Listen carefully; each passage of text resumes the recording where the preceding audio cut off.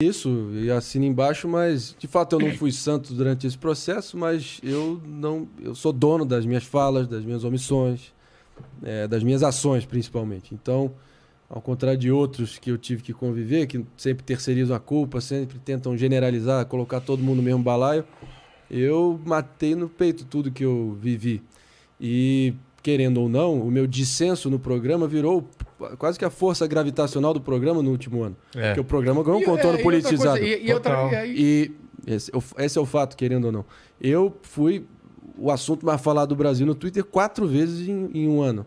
Vi de primeiro debate com Bananinha, Eduardo Bolsonaro. Verdade. A briga com Tomé, Babdush, militante tonto lá no dia famigerado 11 de maio. Essa eu não lembro. Que eu fui agredido. Ah, foi essa? Eu lembro. Porrada, claro. Lembro, claro. Terceiro, famigerado jantar com o ex-presidente Michel Temer. E o quarto, que para mim foi até um fim quase que poético para essa trajetória, foi o meu reencontro, 3 anos depois, com o atual presidente, onde eu tinha a missão, já nessa guerra assimétrica que eu estava vivendo ali... De botar ele para correr. Não, de expor quem eu sempre soube que ele era. A fraude que ele é, o sujeito fraco que ele é, eu acho que... a incapacidade de lidar com um contraditório. Então eu usei claramente um plano de ação anterior, com a fina ironia, usando o PT como exemplo, os desmandos do PT, as contradições do PT, para expor exatamente as semelhanças cada vez mais infinitas com o bolsonarismo que ele representa. E ele se estrangulou, não é que ele vestiu a carapuça, ele se estrangulou com a carapuça. E eu consegui expor para o grande público, até porque furou a bolha, inegavelmente. Claro. A repercussão foi colossal. E, na minha visão, missão cumprida. Lógico que quem se posiciona, especialmente nos dias de hoje, vai acirrar ódios e paixões, mas faz parte. Eu também estou anestesiado em relação a isso. Eu sei separar o joio do trigo. As pessoas têm uma predisposição, têm a ferocidade alucinada por sangue fresco na internet. E eu, em grande parte, providenciei esse sangue pro bem ou pro mal. Mas eu travei o bom combate. Eu fui, como o Teddy Roosevelt dizia, o 26º presidente americano, um desbravador. A história dele é maravilhosa, talvez dos presidentes pioneiros americanos. Ele é foda, tanto que está no Mount Rushmore, né? O único presidente do século XX que está no Mount Rushmore.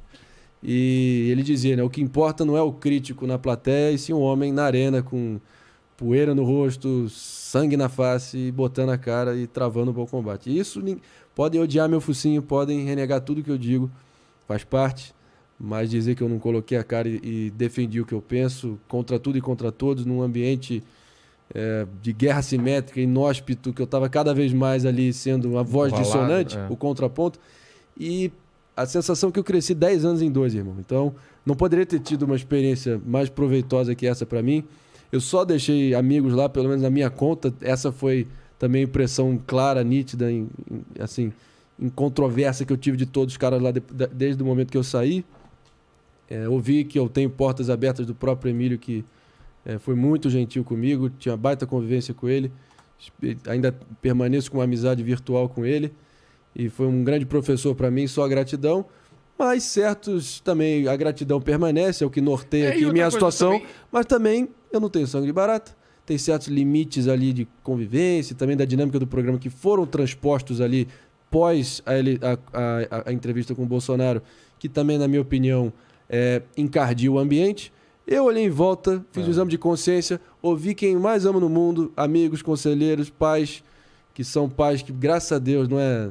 A gente tem relação, obviamente, a deferência, a hierarquia, o respeito, mas a gente fala de igual para igual, cumplicidade total. E se o lema da vez é só briga com quem está em cima e não se deixe atingir pelo que vem de baixo, eu olhei em volta ali e falei, dos últimos 36 convidados desde setembro de cunho político, 33 foram bolsonaristas. Eu ouvi de vários deles que iam lá com o intuito expresso de tentar lacrar e lucrar as minhas custas. Eu ouvi de vários deles no intervalo que eles iam lá com só essa intenção.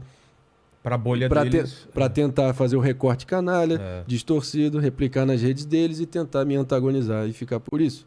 Se eu fosse candidato ano que vem, coisa que eu poderia muito bem ser, e diria que eu tenho pelo grau de apoio espontâneo que eu vejo em qualquer lugar que eu vou aqui em São Paulo, mas como não é o caso, não é o que está consoante com as minhas ambições no momento.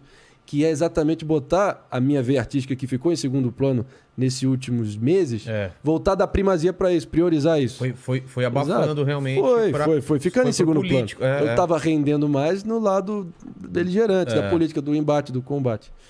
E assim, como diria o nosso Sinatra, regrets, I've had a few, but then again, too few to mention. Arrependimentos, eu posso ter algum outro, mas são muito irrisórios e minúsculos aí para eu ficar mencionando e remoendo. Mas é a sensação, cara, como eu disse... De missão cumprida, Missão cumprida, eu olhei em volta e eu falei, cara, olhando para o ano que vem, esses caras que já estão aqui, viraram sócios do programa e da emissora, vão vir com cada vez maior frequência. E eles vão estar lutando pela sobrevivência política deles ano que vem. Então, assim, o que vai estar em jogo o sarrafo vai estar mais em cima, as expectativas vão estar mais em cima, o que está em jogo vai ser cada vez mais decisivo e definitivo, né? Então, eu não quero ficar de galo de rinha aqui, porque se eu fosse candidato, eu triplicava a aposta e ficava nessa briga porque até a véspera. Você ganharia claro. Exato. Com isso. E aí, esse foi um tema também, que na dinâmica do programa faz parte. Você é candidato, vai sair candidato. Exato. Estavam me rotulando ali com coisas, e aí eu brincava, até o planeta Surita, um asteroide à deriva. Aí os movimentos políticos dele, por consequência, eu que tinha que justificá-los. Ele tem minha lealdade incondicional, até debaixo d'água, mato e morro por ele. Mas isso é até um tema assim, que foi uma constante na nossa relação no último ano. De separar, a tal da associação hereditária, né? Qualquer movimento dele, eu tenho que justificar. E você prova, né, pai, que eu assim, como eu disse, eu enquanto observador político, nasci mais na internet, dentro dessa a nova direita, liberal conservadora, esses vários movimentos díspares aí que surgiram. Você é um cara mais da velha guarda, eu talvez seja, e você é um cara que tem todo esse perfil mais senior, já, nunca de fato exerceu a política formalmente, mas sempre dialogou de igual para igual, nos salões do poder. Então sabe como a banda toca, um cara mais experimentado, e eu talvez ainda mais idealista e cresci, talvez o meu início também foi quando eu estudava, quando eu comecei a acompanhar a política para valer no detalhe ali, começar a me informar, a estudar assiduamente, foi na eleição de 2012 nos Estados Unidos. E eu lembro de ter ido com um tio americano meu, ele foi dirigindo o carro dele rumo a um soccer camp, né? Uma gincana gincana não, meio que como se fosse uma colônia de futebol que você passa um mês treinando durante as férias, em Sarasota, na Flórida. E aí a gente fez o trajeto Miami-Sarasota, 3 horas e meia, e foi a primeira vez que eu ouvi o talk radio americano, que é majoritariamente conservador, o grande Rush Limbaugh, aquela voz de ouro, e ele morreu recentemente. Ele era um bastião do conservadorismo moderno americano, do conservadorismo popular, raiz, né? E aqui eu comecei a me identificar com aquele ideário, né? Lógico que com o passar do tempo eu também fiquei cada vez menos um cara ideológico nem doutrinário, tá?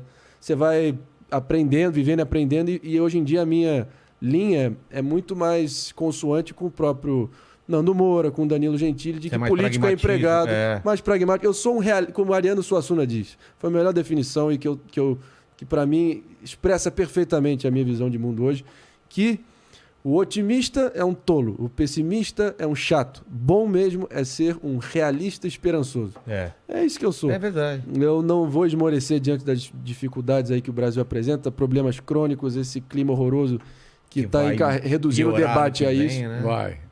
Vai piorar sem dúvida, mas para o mal triunfar basta a omissão dos bons. Eu não estou falando que eu estou num patamar moral elevado, mas eu sinto que... Você tem o seu papel, né? Eu olho em volta, você é a somatória das pessoas em volta de você. Eu nunca tive tanta clareza moral, tanta segurança e confiança de que houve uma depuração traumática necessária, mas que agora está bem delimitado o tabuleiro e que sabe quem é quem que está nesse jogado. Quem é quem, qual é a trajetória, quais são as pretensões.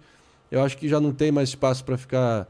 Todo mundo já está com a cara definida aí e a sua posição definida nesse tabuleiro para o ano que vem. Lógico que a gente vai estar, não formalmente, frontalmente, mas a gente vai colaborar como a gente puder para tentar romper esse binarismo